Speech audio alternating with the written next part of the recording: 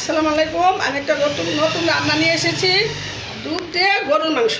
এখানে গরুর মাংস, এখানে আদা ছেঁচা, এখানে শুকনা মরিচ রসুন ছেঁচা, এখানে লেবু, এখানে ঘি, লবণ, চিনি, পেঁয়াজ কুচি, এখানে গরম মশলা, এখানে তেঁতুল, এখানে দুধ। এখন আমি এগুলি মাখাবো। এখন আমি মশলাগুলি সব দিয়ে দেবো। দিয়ে দিলাম আদা ছেঁচা, দিয়ে দিলাম শুকনো মরিচ কাটা, দিয়ে দিলাম রসুন ছেঁচা, এগুলি পরে দেবো। তারপর দিয়ে দিলাম পেঁয়াজ, দিয়ে দিলাম গরম মশলা, লবণ, চিনি, এগুলি পরে দেবো। দিয়ে দিলাম দুধ। আপনি 1 কেজি মাংসের মধ্যে 3 পা দুধ দিবেন। দিয়ে দিলাম তেল,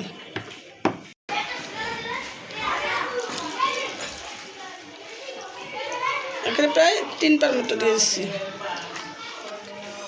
আম্মু কি রান্না করতে তো? গরুর মাংস দুধ দিয়ে। সরি আমি 5 মিনিট কথা ভুলে গেছি। 5 মিনিটটা এখানে আসল। এই 5 মিনিট দিয়ে দিলাম, তেঁতুলটাও দিয়ে দিলাম, শুধু লেবুটা পরে দেবো।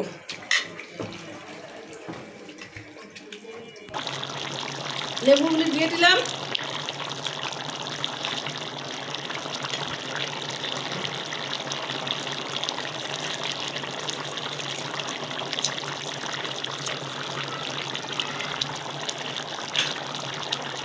একটা মানে আপনি লেবু যত দিতে পারেন আপনি ইচ্ছা, টক টক হলে ভালো লাগে। এটা পোলাও দিয়েও খেতে পারবেন, ভাত দিয়েও খেতে পারবেন, পরোটা দিয়েও খেতে পারবেন। আমরা বাইরে পরোটা দিয়ে খাই।